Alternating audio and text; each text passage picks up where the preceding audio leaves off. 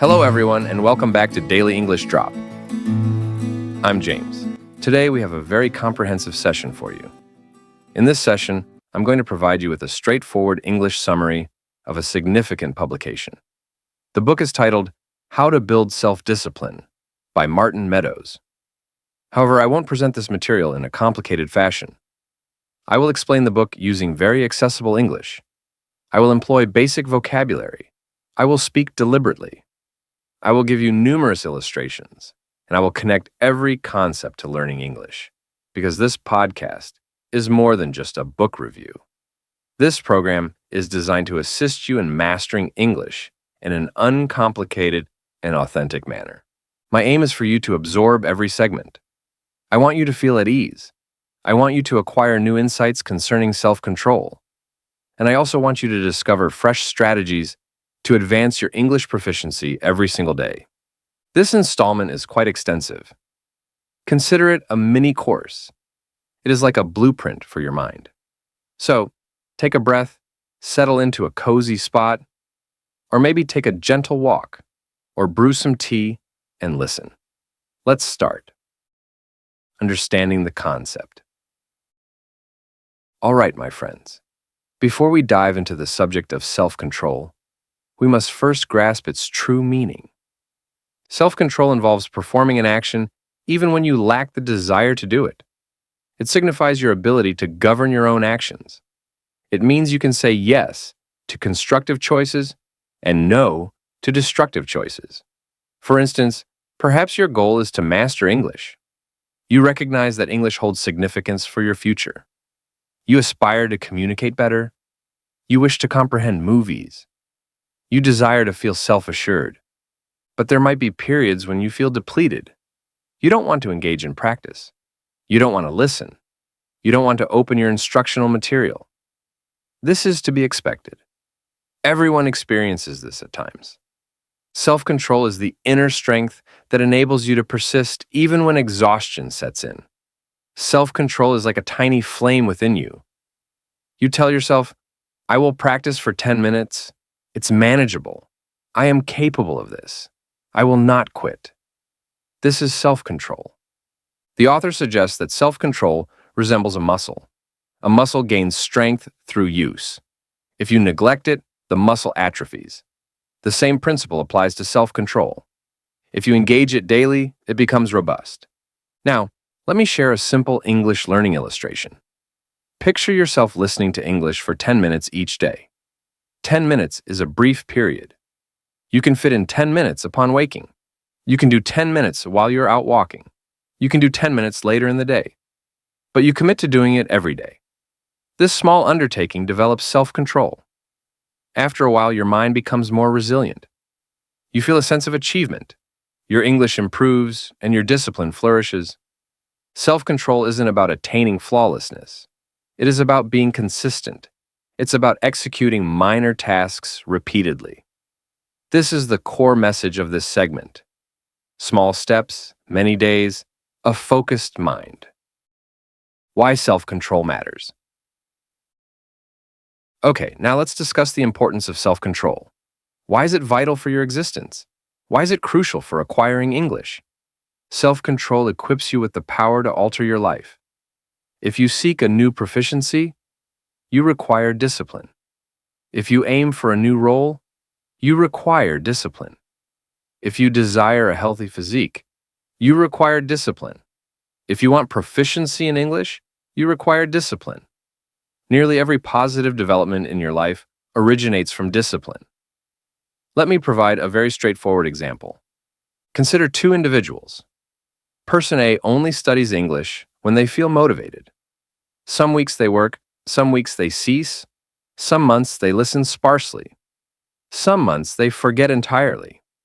Their English remains stagnant. Person B studies English for 10 minutes every morning. Occasionally they feel cheerful, occasionally they feel down, occasionally they feel exhausted. It is irrelevant. They will still complete 10 minutes, day after day, week after week, month after month. After a year, this person communicates more effectively. They understand more. They possess confidence. Why? Because of discipline, self-control yields tangible outcomes. Self-control propels your life forward. Self-control makes your aspirations achievable. Without discipline, aspirations remain mere dreams. With discipline, aspirations materialize. This is why the book asserts that discipline is more critical than motivation. Motivation provides fleeting energy, but discipline provides enduring strength. Discipline versus motivation. Okay, my friends, many people assume motivation and discipline are interchangeable, but they are not the same. Motivation is an emotion. Motivation can be intense today and negligible tomorrow. Motivation is transient. Some days you wake up cheerful. Some days you wake up gloomy. This is natural. But discipline is different. Discipline is not an emotion. Discipline is a decision. It is an action. You can feel fatigued and still maintain discipline. You can feel idle and still maintain discipline. You can feel uninterested and still maintain discipline.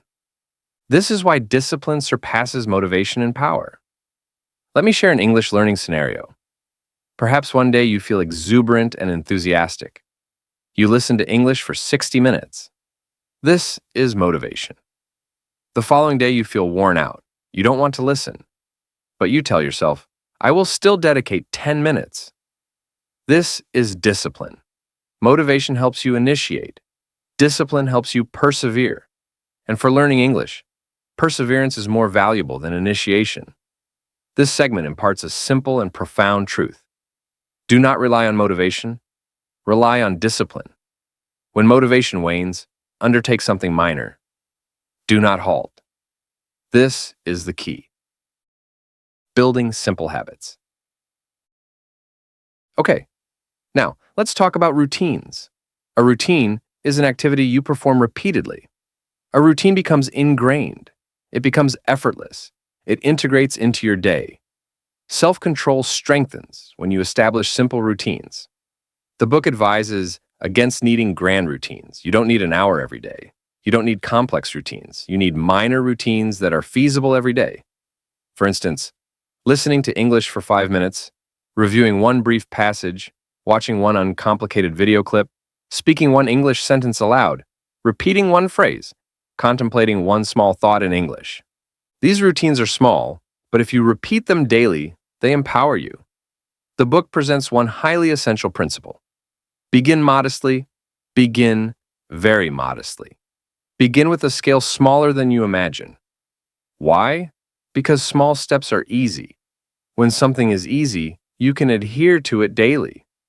When something is excessively large, you abandon it. Let me give an English example. Maybe you intend to improve your auditory comprehension. If you resolve, I will listen for 1 hour every day, you will likely discontinue after a few days. But if you resolve, I will listen for 3 minutes every day, you can maintain it. 3 minutes is straightforward. 3 minutes feels secure. 3 minutes seems inconsequential. But after a few weeks, something shifts. Your mind becomes more steadfast. Your discipline intensifies.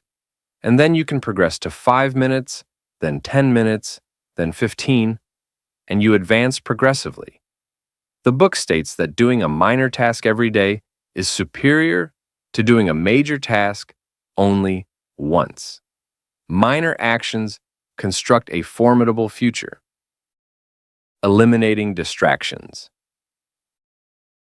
Okay, now let's discuss distractions. Distraction signifies something that diverts your concentration, something that pulls you away from your objective. For example, you intend to listen to English, but your phone displays social media. You want to read English, but you start viewing video clips. You want to learn vocabulary, but you launch games. This is distraction. The book says an easy method to foster self-control is to eliminate distraction. Remove the element that impedes you. Streamline your environment. For instance, when you listen to English, position your phone far away. When you study, close other applications. When you read, silence your alerts. When you practice speaking, Remain in a tranquil setting. This aids your mind in concentrating. Focus facilitates discipline. So, eliminate distraction. Make your surroundings straightforward. This helps you succeed.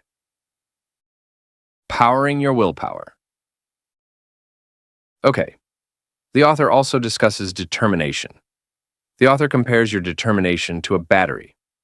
The battery is fully charged in the morning. The battery diminishes throughout the day. The battery empties at night. This suggests you should engage in English study when your mind possesses more vitality. For many individuals, this is the morning. For some, it's the afternoon. For others, it's the night. You must select your optimal time. When your brain has greater energy, discipline becomes simpler. Now, let me offer an illustration. Perhaps you attempt to study late at night, but at night you are exhausted. Your mind is sluggish. You cannot focus. So, you give up. But if you study for 5 minutes in the morning, it feels effortless. It feels light. It feels attainable. This is because your determination battery is full. The book suggests you should utilize your peak energy period for crucial activities, and learning English is crucial. Therefore, select an appropriate time for it. This is a basic concept, but it aids many individuals. Controlling emotions.